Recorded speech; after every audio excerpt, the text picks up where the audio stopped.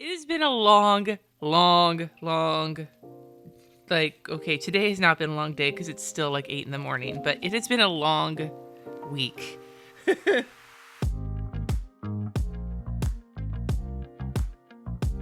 Hi everybody, today is Thursday, April 25th. It is day 25 of Plan As You Go, and my stress case life is continuing today. I actually was awake until 11 working last night. I worked, and then I spent some time with a little bit of time talking to my husband and my kids, not much. Then I went back to working after making dinner and then got my kids to bed, then kept working. So this is the life of somebody who freelances. Sometimes I'm able to cut my work hours when I choose to, and that's wonderful. And then there are times when you just gotta buckle down and work until your fingers fall off. And that's me this week. So with that being said, I'm going to jump right into it. I don't think I said what Plan As You Go is. This is when I show my bullet journal, my power sheets, and my Erin Condren in tandem for a whole month. I feel like I'm all over the place this morning, which is not really new, but a little extra today. So let's go straight to those power sheets. I actually have a couple questions that pertain to my power sheets this morning. I feel like I'm missing one of my pens, and that's kind of bothering me. Do I need it this morning? Yes, I do. Shit. I found it. It was buried under, it fell off my desk and into a pile of shit sitting next to my desk, which is not at all an uncommon occurrence here. Anyway, Diane asked, for those in mega crazy busy seasons of life, what suggestions would you have with regards to using power sheets? Naturally, when things are slow, it is easier to check in on long-range goals or things around the house, self-improvement, etc. But when things amp up, it's harder to have energy and time. My suggestion would be to just schedule yourself a 15-minute check-in once a week. I know that there's a lot of other people who do that. Not everybody uses them daily like I do. Other people will check in, they will just say, okay, Tuesdays are the days I check in with my power sheets and reassess for the week or whatever. And if you just put it on your calendar and say, every Tuesday at X time for 15 minutes, I check my power sheets, then you make that a priority. Even if it's not exactly the same time every day, but just make it an appointment. That's what I do for my monthly check-ins. I actually have it on my calendar, the days that I check in with my power sheets. It's on my calendar. And that's so I know when that day comes, that's an appointment I have that day, as well as any other appointments or phone calls I have. So that's my suggestion, is just to pick a time that will work for you and then commit to it. And then Cork Spa asked what exactly are morning pages. I hear other YouTubers talk about them too, but I must have Googled wrong because she failed me this time. So morning pages are from, and I did not do them today. I haven't done them I just haven't been able to get out of bed. I've been getting myself out of bed, but I haven't been getting up early enough to have any time to myself. Oh, so other than those two habits, I did a little bit of work on my Go Wild presentation, but that was about all I got done. And today, I don't think I have time for anything on here besides meal planning, because I'm going to be busy wrapped up with those projects. Anyway, morning pages are from a book called The Artist's Way by Julia Cameron. What she suggests you do is sit down every morning and just write for 3 pages. And you can write whatever you want, whatever's on your mind. It doesn't have to be journaling. It can be whatever writing. Just sit and you don't stop writing until you hit 3 pages. And the idea is that by doing this every day, you get your creativity jump started. It's a great concept. I did it for a little bit and was really enjoying it. The biggest issue I have is that it's hard for me to have time in the morning when the kids are home, because when I can barely get myself out of bed until they're awake getting ready for school. And then when they're not home, I tend to sleep a little bit later. It's just, I'm hitting the really hard fatigue wall of late stage kidney disease and getting up. I used to be able to get up at 3 in the morning for work. And for some reason, even if I could get up at 9 every day, I probably would be happier, but I can't. So it's something that I really want to do, but have not been able to yet. I don't know if I'm going to drop it as a potential habit or if I'm just going to try and make things better. I don't know. I haven't figured that out yet. Not guilty myself, though. Here's my Erin Condren. Looking at these things, I did this. I did not do all of the second one, but I did. Everything else on this list got worked on. So today I have meal planning. I said that I wanted to edit these 2 podcasts, but I think I'm going to save that for Friday. I wonder if these are still removable. I know that the new Krissyanne Designs stickers are removable, but I wonder when that statute of limitations runs out. Let's find out. Holy shit. Well, now we know. I put this down on Sunday, and it is now Thursday, and I could still remove it. Now let's see if I can re-stick it, though.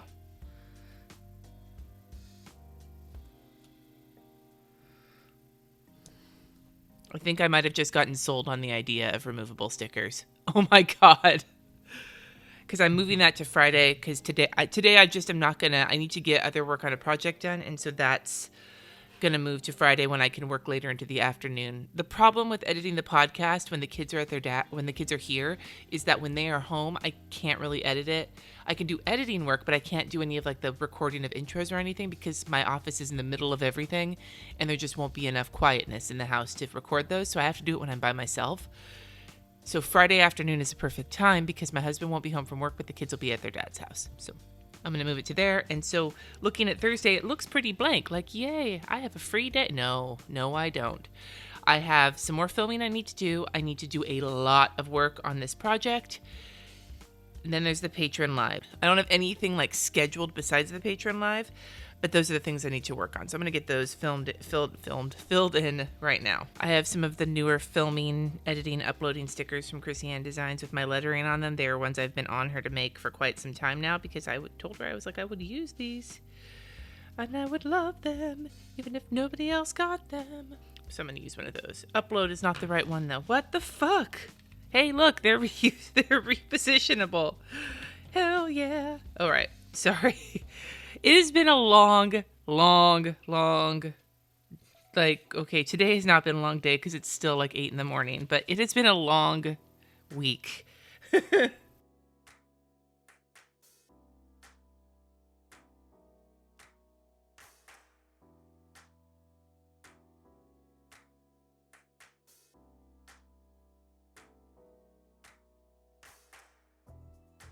I feel like I was going to lose lettering chicken there, but we're cool. It basically shows the whole rest of my days working on this project without doing the same lettering because I don't like that.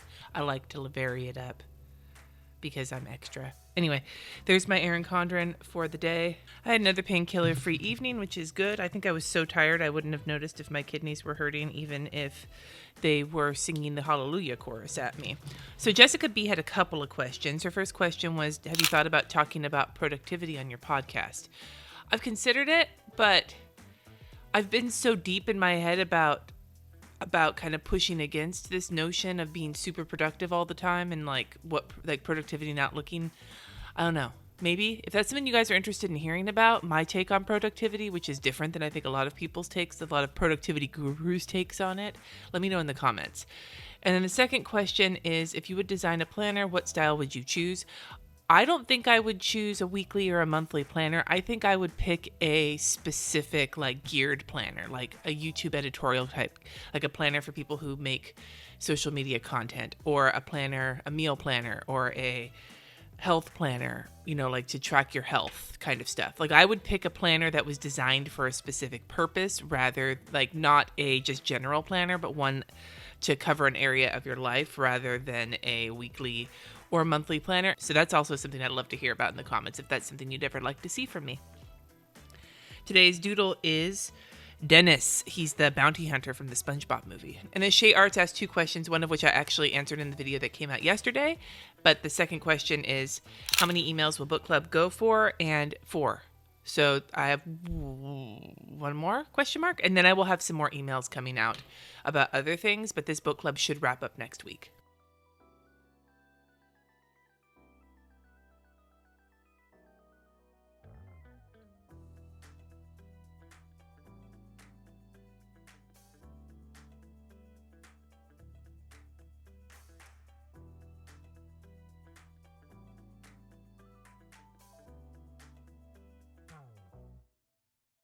Filling it in. I've got 5 more days left. I should be okay on space. Jen asked, do you use the same kind of background music as your Plan With Me videos? Because I found myself humming along. Maybe I've been watching too long. I actually have, so I could pick different music for every video, but I'm lazy.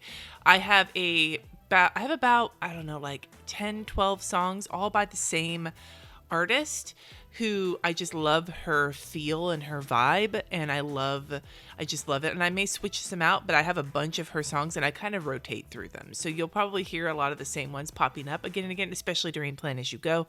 But I have several different songs. They're all just by the same person. So if you've been watching me a lot, you've heard all of them at some point. Today's lettering is Today's lettering is Frilled Shark. Can I even say that? Frilled Shark.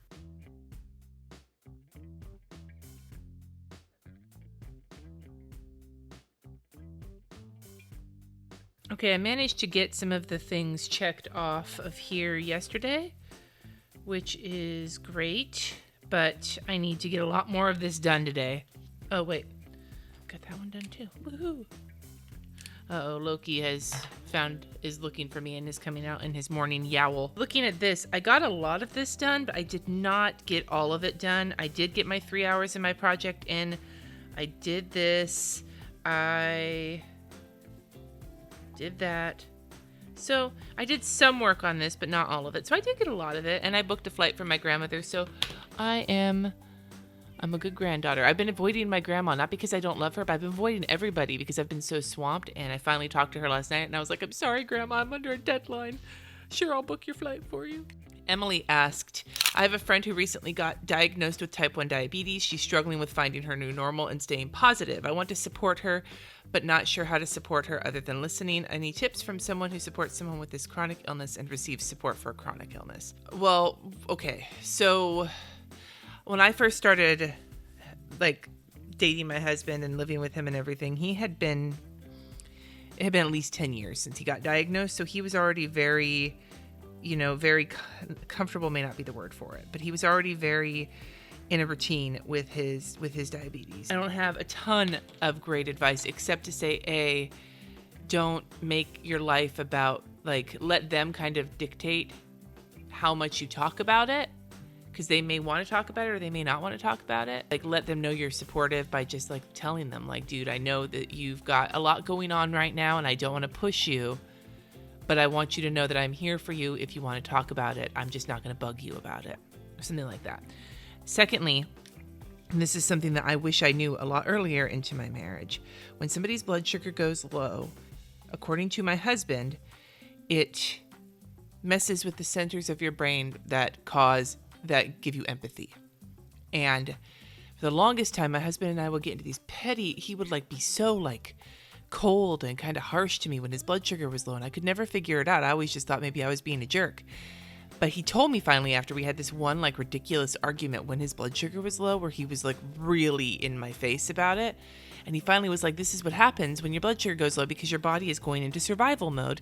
Because if you don't get something in you, you're gonna pass out and you could die. And I'm like, oh, well, that explains a lot. So when somebody's blood sugar is low, if they are short and kind of butthole-ish to you, don't take it personally. It's literally them dealing with a situation that's really a struggle in their body. When you want to do something with her, try to stay away from things that involve food, like going for a walk or doing something else. Don't make a big deal out of it. Just if you're going to suggest you guys do something together, don't suggest something that involves food, because that's in and of itself kind of probably a touchy subject for her right now while she's redefining her relationship with food. Pick something else to do, something fun, and don't make it, and try not to emphasize the fact that you are not picking something that has to do with food. Just do it. Say you want to go for a walk with me, or you want to go to, I don't know, the mall. Fuck, do people do that anymore? I hope that helped at some point in some amount. Okay, I have one more question to answer today, and this one is from Wonder Midget, who said, you may have already touched on this, but how do you be content when a planner is working for you? Does that make sense? I love your attitude about not caring, about being like everybody else. I am comfortable in a planner, but when I see others and want to try it and it doesn't work because what I'm doing is working, then I get frustrated because I want to try all the things and ways.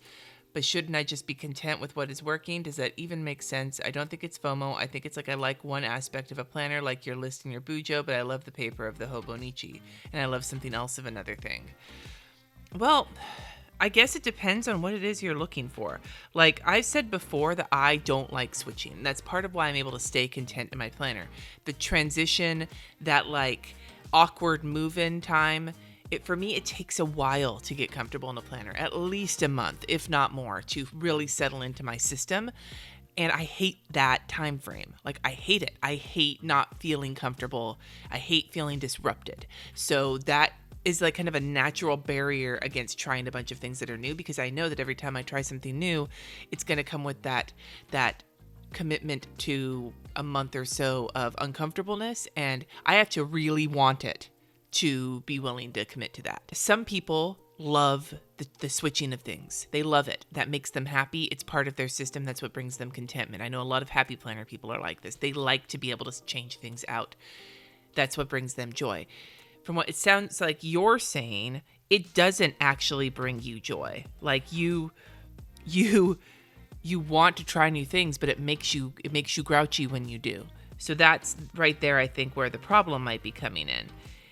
You know, there's nothing wrong with changing things out if you are happy doing it. But if you're doing it and you're just spending money and being grumpy about it, then it's really not the best thing in the world to do, I don't think. So I'm going to give you a suggestion. This may not be the best way to find contentment, but this may help you when it comes to bouncing between from thing to thing. If you see something people are using and it really interests you, but you feel like, you said here, it feels like what you're using is working. So you know that what you've got is working. So if you see something else, it's to try something new or to add something. If you see it and you want it, wait a month. If you still want it, then give it a try. My second piece of advice is if you find something new that you want to try, once you get it, no new planners for 3 months to give you time to work it out, to see if it works for you or not. And maybe you could change the amount of time on any of these, like you could change it, but both of these time frames are to help you, like, either not buy it unless you really want it, or if you do buy it, give it the time to see if it really is going to work, because using it for like a week or two is not going to tell you that. So wait a month before, if you want something, wait a month before you buy it, and if you do buy something, give it 3 months before you decide whether or not you like it. That might actually like deter you from buying things unless you really want them. And I challenge any of you to do that if you're struggling with seeing people use things and deciding you want to use them but not ever being satisfied. Like in Hamilton, she will never be satisfied. I challenge you to give that a try. Here's my list for the day. Hopefully I'll be able to get my dry cleaning. I do need those clothes back at some point. I gave you a lot of things to comment on here about what kind of planner I might design and whether I should talk about productivity on the podcast. So of course, answer any of those questions. But also, if you haven't, question of the day is this question that we have right here from Wonder Midget. How do you stay content when a planner is working for you? How do you stop yourself from buying things if you see them and you want them, but you don't know whether or not you're actually going to use them?